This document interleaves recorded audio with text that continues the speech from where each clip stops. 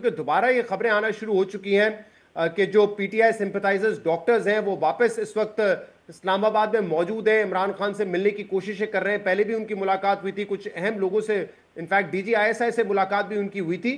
تو یہ دوبارہ کوئی بیک چینل کھلا ہے یا جو معاملات ہم دیکھ رہے ہیں کہ اڈیالہ کے باہر، جیسے اس دن علی امین گنڈا پور صاحب نے کہا مجھے تو دوبارہ تحریک چلانے کا مینڈیٹ عمران خان نے دے دیا ہے، کچھ عرصے کے لیے مجھے بریک دیا تھا لیکن دوبارہ مجھے انہوں نے کہا ہے تحریک کا آغاز کرو۔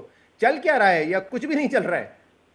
نہیں، ابھی تک میری اطلاع کے مطابق تو کچھ نہیں چل رہا، لیکن یہ فیصلہ بھی عمران خان صاحب کو کرنا ہے۔ دیکھیں، this could not have come at the worst time for P T I politics. Party تتر بتر ہوئی ہوئی ہے، آپس میں ہمیں لڑائیاں چل رہی ہوتی ہیں، ایک کنفیوژن کا شکار نظر آتے ہیں۔ میرا خیال ہے پہلے خان صاحب کے دماغ میں ہوگا کہ میں پوزیشن آف اسٹرینتھ سے کوئی ڈیل کر سکتا ہوں۔ اب بھی اگر ڈیل اگر انہوں نے کرنی ہے تو ان کو پوزیشن آف ویکنس سے کرنی ہوگی۔ اب کیا وہ ایگو کو سائڈ پہ کر لیں گے اور پیور پاور پالیٹکس کھیلیں گے؟ بڑا مشکل نظر آتا ہے۔ گورنمنٹ جو ہے بڑی کمفرٹیبل بیٹھی ہوئی ہے، اکنامک انڈیکیٹرز پہلے سے بہتر ہوتے جا رہے ہیں۔ گورنمنٹ پہ یا فوج پہ اب کوئی پریشر کسی قسم کا نہیں ہے کہ ان کو مجبوراً خان صاحب سے بات کرنی پڑے۔ پہلے تھا، پہلے 26 نومبر سے پہلے تھا، اس کے بعد بھی بہت حالات چینج ہوئے۔ پھر آپ نے دیکھا ہے ملٹری کورٹس کے اندر سویلینز کا سپریم کورٹ نے بھی کہہ دیا ٹرائل ہو سکتا ہے۔ سو جوڈیشل لیول پہ 26ویں امینڈمنٹ کے بعد ویسے ہی جوڈیشری کی حیت بدل گئی ہے۔ سو وہاں سے جو ریلیف تھی، مجھے تو وہ ریلیف ملتی نظر نہیں آتی۔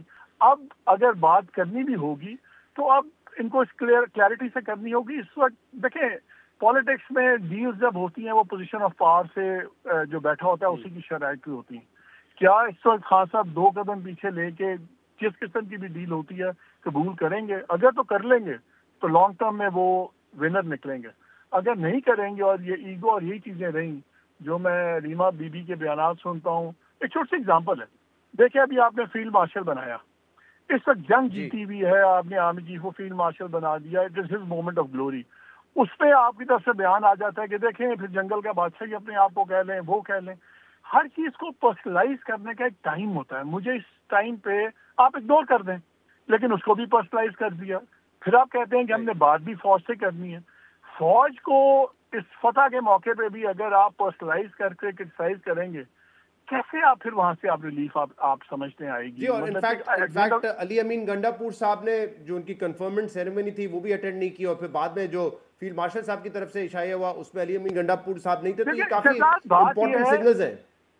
شہزاد، بات یہ ہے at the end of the day we are all humans نا۔ میں اگر آپ کو کل کوئی بڑی عزت والا دن ہو اور میں اس دن آ کے آپ نے کیڑے نکالوں، آپ وہ نہیں بھولیں گے۔